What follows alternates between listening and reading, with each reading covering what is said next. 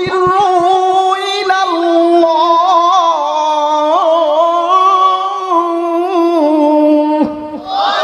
বান্দা আল্লাহর দিকে ফিরিয়ে আয়, একদিন তো বান্দা আসতেই হবে সোজা হওয়ার পর।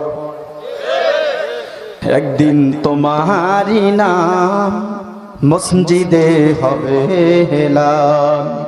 তৈরি থেকো, তৈরি রেখো কবরের মাল সামান, কবরের মান সামান। একটু ভাবেন, আল্লাহ আপনাকে যত নিয়ামত দিয়েছেন সেই হিসাবে আল্লাহর ইবাদত আপনি কতটুকু করতেছেন, একটু ভাবা দরকার আছে কি নাই? আল্লাহ পাক বিশ্বনবীর উপর কুরআনুল কারীম নাজিল করলেন। মানবতার কান্ডারি রহমতের নবী আল্লাহর পয়গম্বরের উপর যেই কোরআন নাজিল করলেন, এই কোরআন